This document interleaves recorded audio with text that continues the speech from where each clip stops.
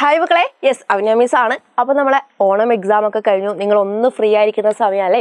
അപ്പോൾ മിസ് പറയട്ടെടാ, നമ്മൾ നെക്സ്റ്റ് ഒരു എക്സാമിന് വേണ്ടി പ്രിപ്പയർ ചെയ്യേണ്ട ടൈമൊക്കെ ആയിട്ടുണ്ടല്ലേ. അപ്പോൾ ഏതാ നെക്സ്റ്റ് എക്സാം ഏതാ? യെസ്, നിങ്ങളെ ഹാഫ് ഇയർലി എക്സാം അല്ലെങ്കിൽ ക്രിസ്മസ് എക്സാം ആണ് നെക്സ്റ്റ് വരാൻ പോകുന്ന എക്സാം അല്ലേ. ഈ ഒരു എക്സാമിന് നിങ്ങൾക്ക് വളരെ കുറേ കാര്യങ്ങളൊക്കെ മാറിയിട്ടുണ്ടായിരുന്നു. അതൊക്കെ നിങ്ങൾക്ക് കുറച്ച് ബുദ്ധിമുട്ടായി തോന്നിയിട്ടുമുണ്ട് അല്ലേ. അതായത് പാറ്റേൺ മാറിയതായിരുന്നു അല്ലേ. പാറ്റേൺ തന്നെ നിങ്ങൾക്ക് ആ ഒരു ക്വസ്റ്റ്യൻ കണ്ടപ്പം തന്നെ മൊത്തം ഡൗട്ടായി. എഴുതണ്ട അതൊക്കെ നിങ്ങൾക്ക് എന്തായി ഡൗട്ടായി അല്ലേ. നമ്മളെ പൊതുവിദ്യാഭ്യാസ വകുപ്പ് മുന്നേ തന്നെ പറഞ്ഞിട്ടുണ്ടായിരുന്നു പാറ്റേൺ മാറും. അവരതിൻ്റെ മോഡലൊക്കെ പബ്ലിഷ് ചെയ്തതായിരുന്നു. നിങ്ങൾക്ക് മുന്നേ അറിയായിരുന്നു പാറ്റേൺ മാറും, എക്സാം ടഫാവും ഒക്കെ അറിയായിരുന്നു. എന്നാൽ നമ്മൾ ഫസ്റ്റ് അത് കണ്ടു പിന്നെ നമ്മൾ എക്സാം എഴുതാൻ പോയി. കുറച്ചൊന്നും നമുക്ക് ബുദ്ധിമുട്ടായി. ഇനി പേടിക്കണ്ട, ഇനി നമുക്ക് ഒരു 2-3 മാസങ്ങളൊക്കെ നമ്മളെ മുന്നിലുണ്ട് അല്ലേ, ഒരു ഡിസംബറിലുള്ള എക്സാം വരാൻ വേണ്ടിയിട്ട്. അപ്പോൾ നിങ്ങൾക്ക് മിസ് ഒരു കാര്യം പറഞ്ഞുതരാം. ഇനി ഒരു എക്സാമും മാറാൻ പോകുന്നില്ല. ഇനി ഈ ഒരു ക്രിസ്മസ് എക്സാമിന് ഒരു പാറ്റേണും മാറാൻ പോകുന്നില്ല. പാറ്റേൺ മാറ്റമില്ല. ഒന്നിൽ തന്നെ ഒരു എക്സാമിലും ഒരു മാറ്റങ്ങളും ഇനി വരാൻ പോകുന്നില്ല. ഓക്കെ, ഇപ്പോൾ ഓണം എക്സാം എങ്ങനെയാണോ നടന്നത്, പാറ്റേൺ മാറിയിട്ട് നടന്നിട്ടുണ്ട്, അതേ പാറ്റേൺ തന്നെ.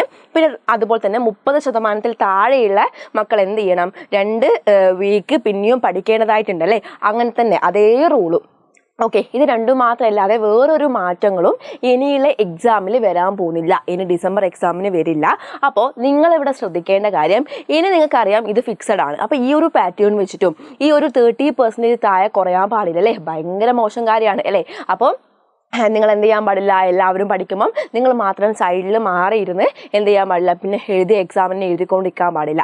അപ്പം നിങ്ങൾ മനസ്സിലാക്കേണ്ട കാര്യം, ഇനി ഇതൊന്നും മാറില്ല. ബട്ട് മാറേണ്ടത് ആരാണ് മക്കളെ? നിങ്ങളാണ്. മാറേണ്ടത് നിങ്ങളാണ്. അതൊരു കാരണവശാലും നിങ്ങളോട് മറന്നു പോകാൻ പാടില്ല. നിങ്ങളൊന്ന് ആലോചിച്ച് നോക്കുക, നമ്മൾ ഓണം എക്സാമിൻ്റെ സമയത്ത് നമുക്ക് വേറൊന്നും ചെയ്യാനില്ലായിരുന്നു അല്ലേ. ഓണം എക്സാം മാത്രം എഴുതി പഠിച്ച് എക്സാം എഴുതിയാൽ മതി അല്ലേ. അതിൽ പോലും B ഗ്രേഡും C ഗ്രേഡും D ഗ്രേഡും ഒക്കെ കിട്ടിയ മക്കളിതാ മിസ്സിൻ്റെ മുന്നിലുണ്ട് ഇല്ലേടാ. നിങ്ങൾക്ക് ഓരോരുത്തർക്കും അറിയാം അല്ലേ. അപ്പോൾ നിങ്ങളൊന്ന് ആലോചിച്ച് നോക്കുക, ഈ ക്രിസ്മസ് എക്സാമിന് വരുന്നതിന് മുന്നേ ഇവിടെ എന്തുണ്ട്, ഒരു കലോത്സവം ഇല്ലേ.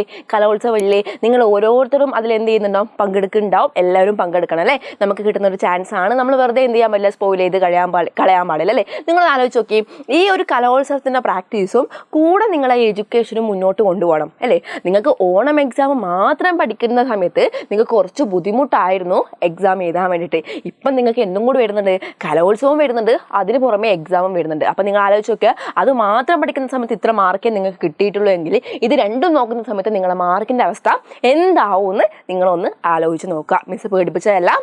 നിങ്ങൾക്ക് എന്ത് വേണം, രണ്ടും ഒരേപോലെ മുന്നോട്ട് എന്ത് ചെയ്യണം, കൊണ്ടുപോകണം അല്ലേ. അപ്പോൾ അതുപോലെയല്ല, ഓണം എക്സാമിന് 3 ചാപ്റ്റർ ആണെങ്കിൽ ഇവിടെ നിങ്ങൾ 6 ചാപ്റ്റർ പഠിക്കേണ്ടി വരും അല്ലേ. 3 ചാപ്റ്റർ, പുതിയ 3 ചാപ്റ്ററും പഴയ ചാപ്റ്ററും നോക്കിയിട്ടല്ലേ പോകാൻ പറ്റുള്ളൂ അല്ലേ. അപ്പോൾ ചാപ്റ്റേഴ്സിന് എണ്ണവും കൂടുതലാണ് അല്ലേ. നമ്മളിങ്ങനെ വളരുന്നതിനെ നമുക്ക് കിട്ടുന്ന ആ ഒരു വെയിറ്റും എന്ത് ചെയ്യുക, കുറച്ച് കൂടുതൽ വരികയാണല്ലേ. അപ്പം നിങ്ങൾ മനസ്സിലാക്കേണ്ട കാര്യം ഇത്രമാത്രമാണ്, പഠിക്കാൻ ഇപ്പോഴേ സ്റ്റാർട്ട് ചെയ്യാം. ഓക്കെ, ഇപ്പോൾ ഉള്ള കുഞ്ഞു കുറച്ച് ടൈം എടുത്ത് പഠിച്ചാൽ മാത്രം മതി കേട്ടോ.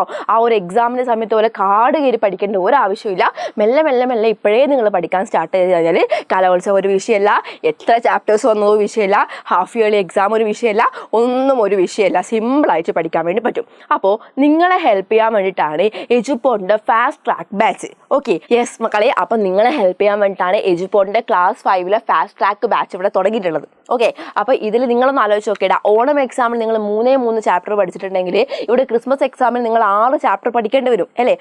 നിങ്ങളൊന്ന് ആലോചിച്ച് നോക്കിയേ, ഓണം എക്സാമിന് ആ ഒരു എക്സാം മാത്രം ഫോക്കസ് ചെയ്താൽ മതി. ക്രിസ്മസ് എക്സാമിന് മുന്നേ നിങ്ങൾക്ക് കലോത്സവം വരുന്നുണ്ട്. അപ്പോൾ ആരൊക്കെ നിങ്ങൾക്ക് എല്ലാവർക്കും എന്തുണ്ടാവും, കലോത്സവങ്ങളൊക്കെ ഉണ്ടാവും അല്ലേ. അപ്പോൾ നമുക്ക് എന്ത് ചെയ്യണം, രണ്ടും ഒരുപോലെ കൊണ്ടുപോകണം അല്ലേ. അപ്പോൾ ആലോചിച്ച് നോക്കി, ഓണം എക്സാമിന് അത് മാത്രം പഠിക്കാനുണ്ടായിട്ട് B ഗ്രേഡും C ഗ്രേഡും D ഗ്രേഡും ഒക്കെ കിട്ടുന്നത് അല്ലേ. ഇവിടെ നിങ്ങൾക്ക് 2 കാര്യങ്ങൾ നോക്കാനുണ്ട്. അപ്പോൾ നിങ്ങളൊന്ന് ആലോചിച്ച് നോക്കി, കുറച്ചും കൂടി ബുദ്ധിമുട്ടാണ് അല്ലേ. കുറച്ചും കൂടി എല്ലാ കാര്യത്തിലും ബുദ്ധിമുട്ട് വരികയാണ്. അപ്പോൾ നിങ്ങൾക്കൊരു ഹെൽപ്പിന് വേണ്ടിയിട്ടാണ് ശരിക്കും എജുപോഡിൻ്റെ ഫാസ്റ്റ് ട്രാക്ക് ബാച്ച്. മക്കളെ, ഈ ഒരു സെപ്റ്റംബർ 25 വരെ മാത്രമേ എന്തുള്ളൂ, ഈ ഒരു ബാച്ച് ഉള്ളൂ. അപ്പോൾ നിങ്ങൾക്ക് ഈ ഒരു ഓഫറിൽ കിട്ടണം എന്നുണ്ടെങ്കിൽ ഇപ്പം നിങ്ങൾ പൈസ അടയ്ക്കേണ്ട ആവശ്യമില്ല.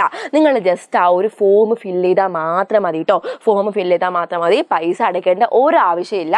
ഫോം ഫില്ല് ചെയ്യുക, പിന്നെ എന്ത് ചെയ്യാതെ പേയ്മെൻറ്റ് ചെയ്താൽ മതി കേട്ടോ. അപ്പോൾ മിസ്സിനെ ട്രസ്റ്റ് ചെയ്തോളൂ. മിസ്സ് പറയാണ്, നിങ്ങൾക്ക് ഈ ഒരു ബാച്ചിൽ വന്നു കഴിഞ്ഞാൽ ഒരു കാരണവശാലും ഒരു നഷ്ടവും തോന്നില്ല. നിങ്ങൾ അടിപൊളിയായിട്ട് എന്ത് ചെയ്യും, പഠിപ്പിച്ചിരുന്നതായിരിക്കും. അപ്പോൾ ഓൾ ദി ബെസ്റ്റ്.